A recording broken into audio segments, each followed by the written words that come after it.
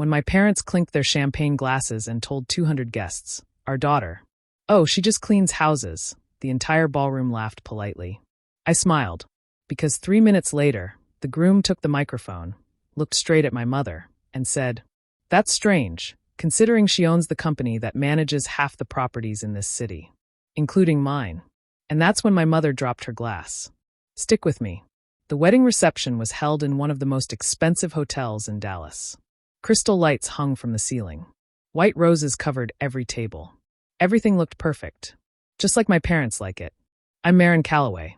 I'm 29. I was the maid of honor. But somehow I was seated near the back, almost hidden behind a large flower stand. My younger sister, Blair, was glowing at the center of the room. She has always been the golden child. Beautiful, charming, easy to show off. My parents, Gordon and Elise Calloway, love appearances. Country club friends. Perfect photos. Perfect stories. When it was time for speeches, my father stood up smiling proudly. He talked about Blair's beauty, her charm, her bright future. Then he chuckled and said, "Maren couldn't make it big like Blair, but at least she keeps things tidy." More laughter. I felt every pair of eyes glance at me. I kept my face calm. I even lifted my glass slightly, like I agreed with him. Then Rowan Whitaker stood up.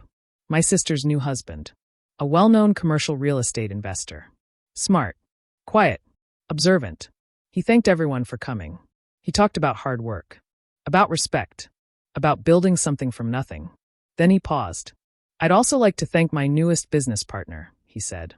"She's here tonight." The room went still. Rowan turned toward me.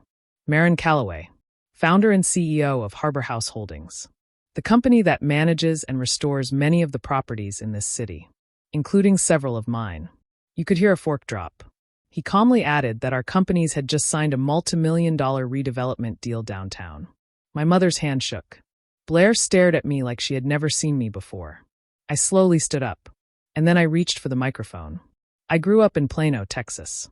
From the outside, we looked like a perfect family. Big house, nice cars, church on Sundays, smiles for photos. But inside the house, there were clear roles. My younger sister Blair was the star. She did cheerleading. She entered beauty pageants. She always had perfect hair and a bright smile. My parents clapped the loudest for her. They framed her trophies and covered the hallway walls with her pictures. I was different. They called me the responsible one. It sounded like a compliment, but it wasn't. It meant I was the quiet one, the useful one, the one who didn't need attention. When Blair forgot homework, I reminded her. When she cried over a broken nail before a pageant, I fixed it. When something went wrong, I handled it. My parents pushed her toward things people could see. Crowns, applause, popular friends. They pushed me toward things that were practical. Budgeting, babysitting, helping around the house. They would say, "Blair will shine. Maren will survive." After high school, they paid for Blair's out-of-state university without hesitation. When I asked about help for community college, my father said, "You're good with money. You'll figure it out." So I did. I worked part-time and paid my own tuition at the local community college. It was not fancy, but it was mine. At 19, I picked up a job cleaning vacation rentals to earn extra cash. It wasn't glamorous, but I didn't mind hard work. That job changed everything. I saw how careless some property owners were. Beautiful homes left unmanaged. Small problems ignored until they became expensive disasters. I watched how much money those homes brought in during busy seasons. I noticed what guests complained about and what they loved. While I was wiping counters and changing sheets, I was learning. I asked questions. I listened when owners talked about taxes, repairs, and bookings. Most of them never even noticed I was paying attention. They saw a cleaner. I saw numbers. I saw opportunity. Slowly, I began saving every extra dollar. No shopping sprees. No vacations. Just quiet planning. And one evening, sitting alone at my small kitchen table, I signed papers under a simple LLC name. I had just bought my first distressed property. No one in my family knew. After I started building my business, my parents created their own version of my story. At family gatherings, they would tell relatives that I couldn't finish university. They said it in a soft, disappointed voice, like I had tried and failed. No one ever asked me directly. They just nodded and moved on. During holidays, my mother would smile and say, "Maren is good with her hands." She said it like that explained everything about me. like I was only useful for small tasks. Setting the table, fixing things, cleaning up after dinner. Blair never corrected them. She would sit there, shining as always, talking about her friends, her trips, her big plans. I don't think she meant to hurt me. It was just easier for her to let the story stay simple. She was the successful one. I was the practical one. So I let them believe what they wanted. While they repeated their version of my life, I was quietly building the real one. The small cleaning jobs grew into steady contracts. I learned which properties made the most money and which ones failed. I used my profits to improve the first house I bought. I renovated it carefully, keeping costs low but quality high. When I sold it, I made more than I had ever earned in a year. Instead of celebrating, I reinvested every dollar. My cleaning service slowly changed into something bigger.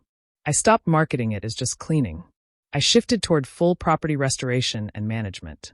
I hired a small team. I created systems. I studied the market every night. I also made a choice. I kept my name off the marketing. The company had its own brand. Clean, professional, neutral. Clients dealt with the company, not me. I didn't need attention.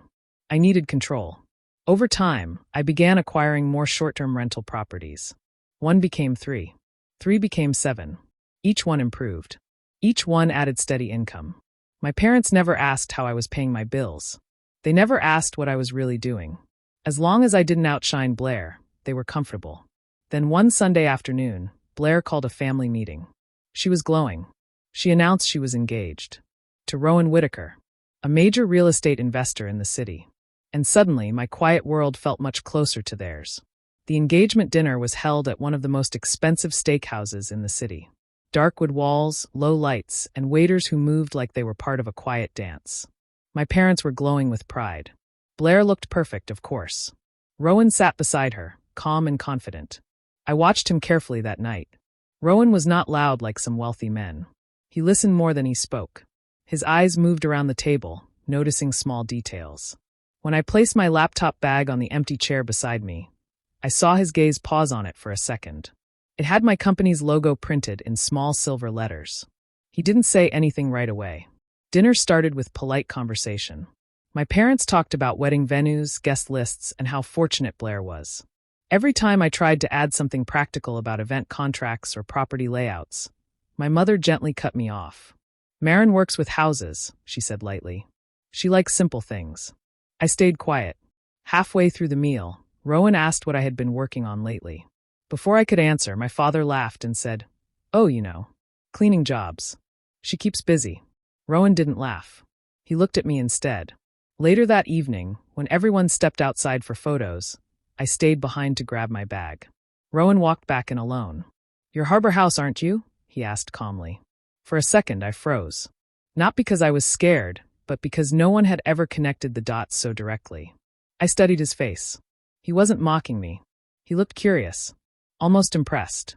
"Yes," I said simply. He let out a quiet laugh. Not mean, more surprised. "I've been trying to buy one of your properties downtown for months. Your team keeps declining." "That's because we're not selling," I replied. He nodded slowly. "Smart." There was a pause, but it wasn't awkward. It felt like two people finally speaking honestly. "I respect what you've built," he said. "You did it quietly." I shrugged. "Quiet works for me."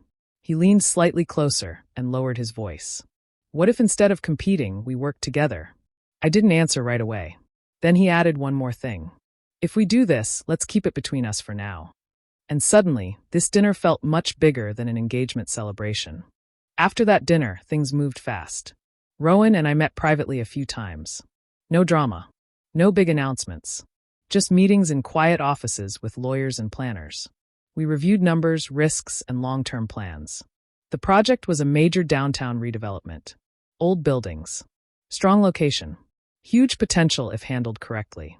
We signed the legal documents a month later. My company funded 40% of the deal. It wasn't a small contribution. It was serious money. Real commitment.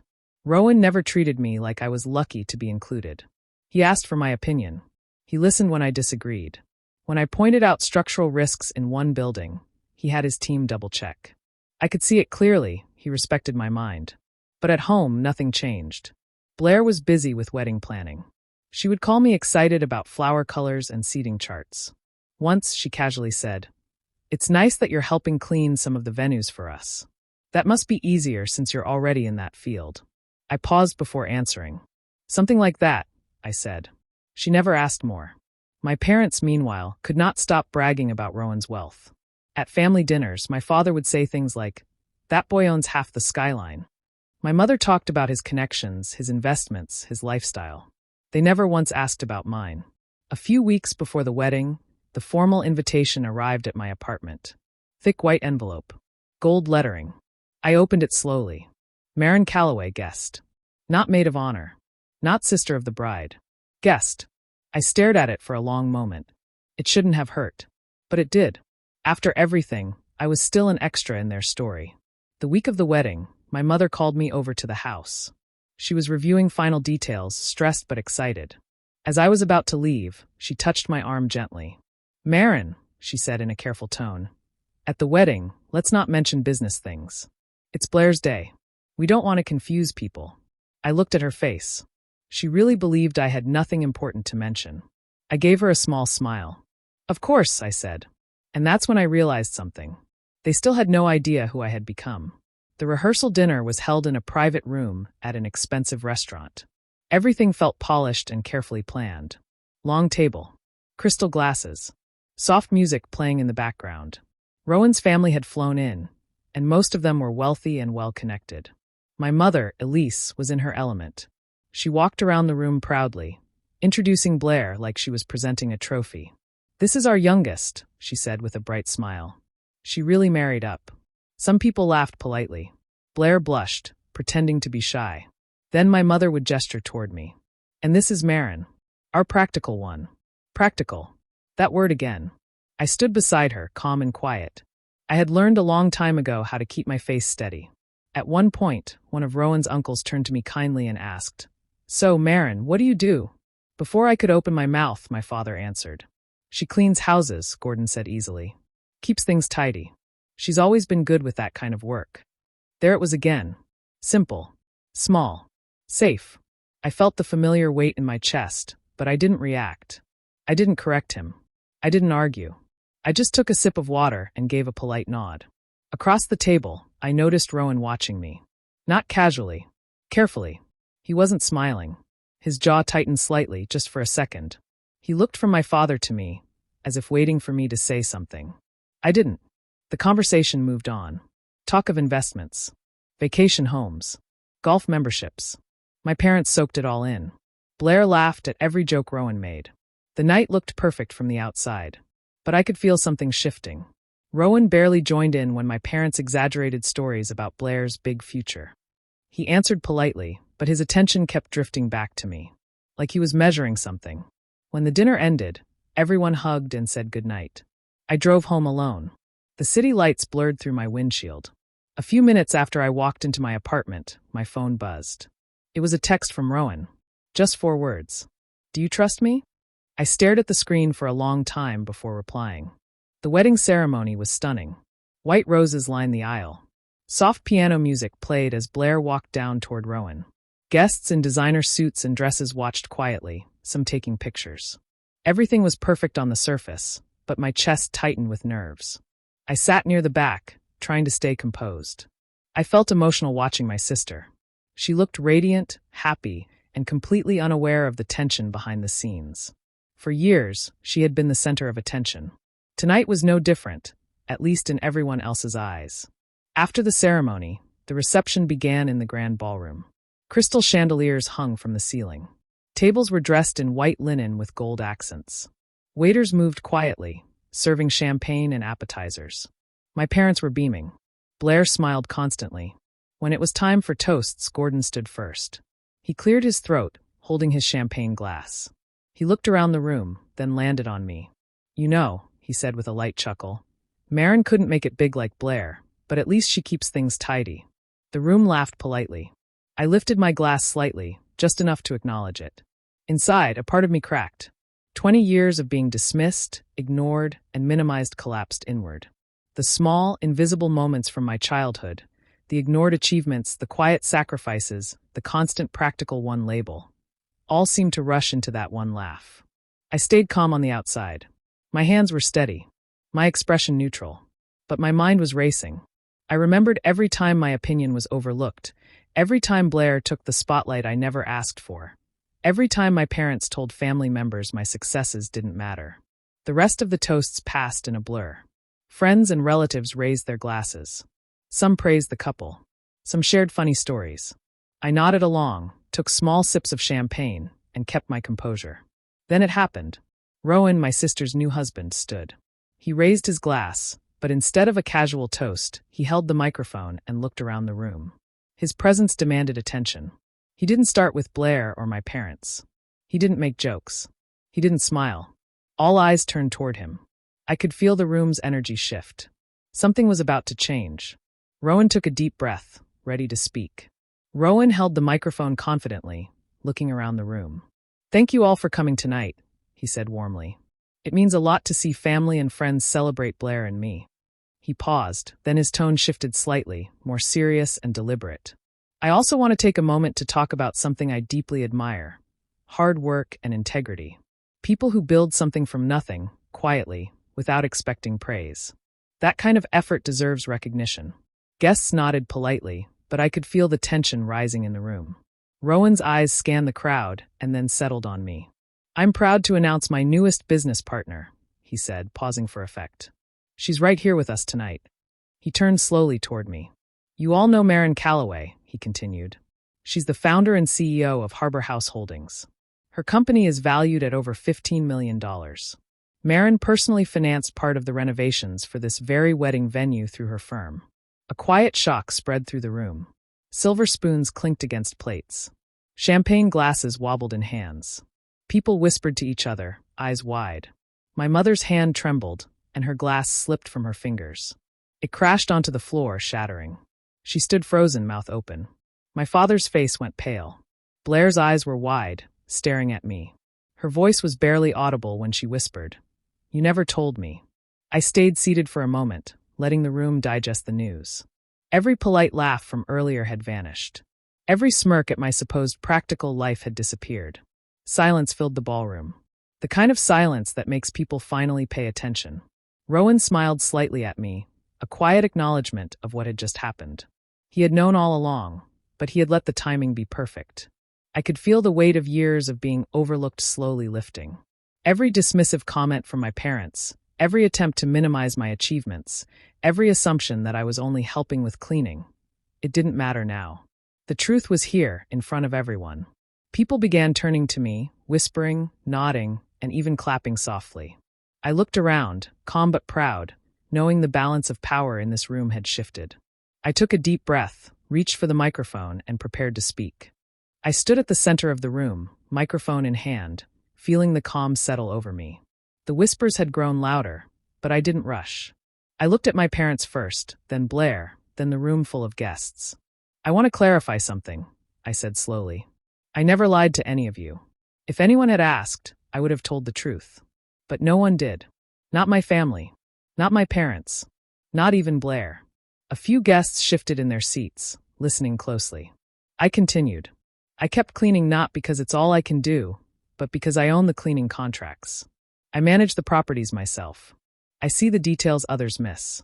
And I reinvest every dollar to make these homes better and more profitable." I let that sink in for a moment before adding, "I don't just clean houses. I own them."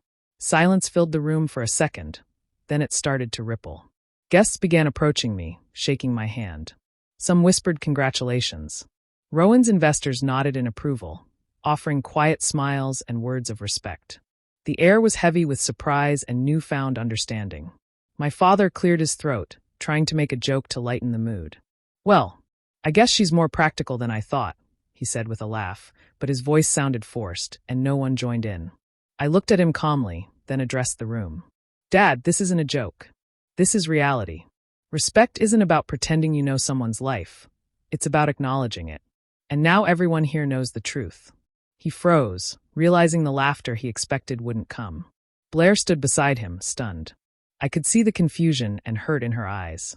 She wasn't upset about my success. She wasn't angry at me for achieving something great. What she felt was the sudden loss of the spotlight she had always occupied. For the first time, She wasn't the center of attention, and it shook her. The room had shifted completely. I felt the balance of power change. My voice had been calm, but every word carried weight. From across the room, my mother watched, her face tight. She pushed her chair back and called out softly but firmly, "Marin, I need to talk to you privately." I nodded slightly, still composed. I knew this wasn't the end. It was only the beginning of their reckoning. The bridal suite was quiet when I followed my mother inside. The door closed behind us, cutting off the distant laughter and music from the reception. Elise turned sharply, her eyes flashing. "You embarrassed this family in front of everyone," she said, voice tight. "Do you have any idea what you've done?" I stayed calm, letting her words settle without reacting immediately. "I don't think I embarrassed anyone," I said softly. "I just told the truth." Her face tightened. "The truth? You humiliated us. You stole the spotlight from Blair on her special night." I met her gaze steadily. "I didn't steal anything. I just stopped shrinking. And you should know, this family has already benefited from me, without even realizing it." Her brow furrowed in confusion. I continued. "2 years ago, I paid off the second mortgage on this house anonymously. You never thanked me, never acknowledged it. And the bachelorette trip Blair just had? I funded most of it indirectly through a deal I structured with Rowan. You all enjoyed it, thought it was a gift from Blair's friends, but it came from me." Her mouth opened, closed, then opened again. My father, who had quietly followed behind her, looked pale as he connected the dots. Every moment of belittling, every joke about me being practical or only cleaning, had been aimed at the daughter who was quietly supporting the family behind the scenes. I shook my head slightly. "I'm done shrinking to make anyone comfortable. I'm not invisible anymore, and I won't pretend I am." Elise's lips pressed together, her face unreadable. I picked up my clutch and headed for the door. I wasn't angry. I wasn't seeking revenge. I wasn't shouting or causing a scene. I was just leaving, detached but completely intact. As I walked back into the ballroom, Rowan stepped forward. He extended his hand. I shook it, feeling the weight of equality. He wasn't just my business partner. He treated me as an equal in every way that mattered. Blair stood near the table, watching silently. Her expression was unreadable. I couldn't tell if she felt she had lost the spotlight or if she simply misunderstood who I had always been. My parents remained frozen in the suite, their reputation untouched in the eyes of the guests, yet the illusion they had built for decades had crumbled. I stepped outside into the cool night air, leaving the applause and whispers behind. The power had shifted quietly, permanently. No shouting, no drama, just truth. And for the first time, I felt free. This story shows the power of quietly building your own success and setting boundaries. Always invest in your skills, stay patient, and let results speak for themselves. Remember, true respect comes from actions, not approval. Take control of your life, plan wisely, and don't let others define your worth.